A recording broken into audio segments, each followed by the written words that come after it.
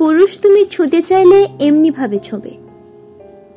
এই যে বাসে ট্রেনে রাস্তাঘাটে ভিড়ে ঠেলাঠেলিতে তুমি আমায় ছুঁয়ে দাও, তাতে আমার কোনো আপত্তি নেই। এমনি তো কতবার হয়েছে, কত জনে কত ভাবে তাকিয়েছে, ছুঁয়েছে। একবার যেন কি হলো, তখন বয়সটা বেশ স্বল্প, কলকাতায় লোকাল ট্রেনে চেপেছি। একটাই মাত্র স্টেশন মাঝে, কিন্তু একেবারে চাপাচাপি ভিড়। কোনো রকমে ট্রেনে পা রাখতেই ট্রেন ছেড়ে দিল। আমি ঝুলছি ট্রেনের বাইরে, কোনো রকমে একটা লোহার রড ধরে আছি, কিন্তু ঘাম ঘাম হাতে তাও পিছলে যাচ্ছে।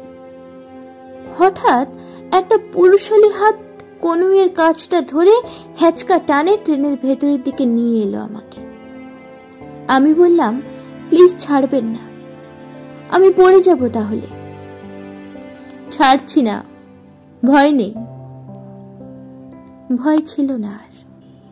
আরেকবার, সেবার গায়ে জ্বর, মাথায় কি ঘুরছিল, চট করে হস্টেল থেকে বাড়ি যেতে খুব ইচ্ছে হলো। ট্রেন নেই, কোনো ভালো বাসও নেই। ঝরঝরে একটা বাস যা পেলাম তাতেই উঠে পড়লাম। তিলার্থ জায়গা নেই বাসে। আমি গায়ে জ্বর নিয়ে ধুকছি দরজার কাছটায়। পিঠের ওপর হাত পড়ল। একজন গ্রাম্য বৃদ্ধ বললেন, বসবে মা? আমি দাঁড়াতে পারবো না, এই পাশটায় বসো কষ্ট করে। পাশে জায়গা ছিল না তেমন, আমার মাথা তোলারও ক্ষমতা ছিল না। রীতিমতো ওনার পায়ের উপর বসে পড়লাম। জানালার হাওয়া চোখে মুখে লাগলো। আহ, শান্তি। এরকম হয় কিন্তু, রাস্তাঘাটে কেউ কেউ হাঁ করে তাকিয়ে দেখে, অস্বস্তি হয়, আমারও হয়, কিন্তু কখনো কখনো খুব ভালো লাগে। একবার যেমন কোথাও যাচ্ছিলাম, বই পড়তে পড়তে বাসের মধ্যে ঘুমিয়ে পড়েছি। শেষ স্টপেজ এসে কন্ডাক্টর ডেকে তুলল।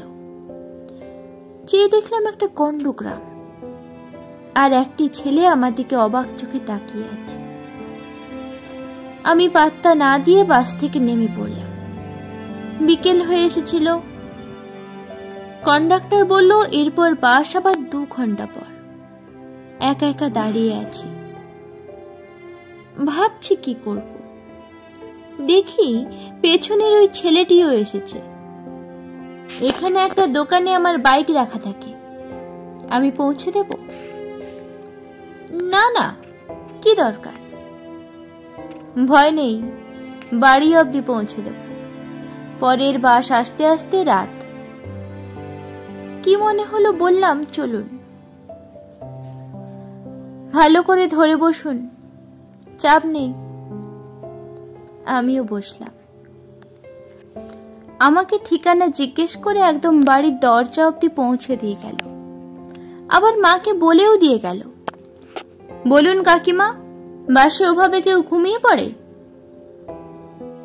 এই তাকিয়ে থাকাগুলো বেশ ভালো লাগে। তো তারপর কেউ যদি এমনি এমনি আদর করে, ধরো অচেনা কেউ, আমার তাও ভালো লাগে। তখন আমি সন্তান সম্ভবা দুর্গাপুজোর লাইনে দাঁড়িয়ে অষ্টমীর প্রসাদ নিচ্ছি। খুব গরম, হাঁসফাঁস করছি। এক 40 এগিয়ে এলেন, একটা প্লাস্টিকের চেয়ারে আমায় বসিয়ে ভোগ নিতে গেলেন। একটু পরে এসে ভোগের খিচুড়ি, পায়েসের প্লেট আমার হাতে দিলেন। যাবার সময় গালে আলতো করে ছুঁয়ে বললেন, এই অবস্থায় এত রোদে দাঁড়ালে কেন? মুখটা দেখো, মা দুর্গা যেন। তারও অনেক দিন আগে, বেশ 5-6 বছর আগের ঘটনা। জীবনে প্রথমবার রেডিও থেরাপি নিচ্ছিলাম। এই দিন দশকের। তখন জানতামই না এর মাহাত্ম্য কি। ব্যাঙ্গালোরে থাকি। বিদেশ বিভুঁইয়ে বদনাম করার লোক পাওয়া যায়, পাশে থাকার লোক কম। প্রথম 2 দিন বেশ নাচতে নাচতে থেরাপি নিলেও তৃতীয় দিনে এসে অবস্থা কাহিল। এরকমই একদিন থেরাপির জন্য অপেক্ষা করছি, অফিসের একজন কলিগের ফোন এলো। খুব কাছের নয়, মোটামুটি বন্ধু।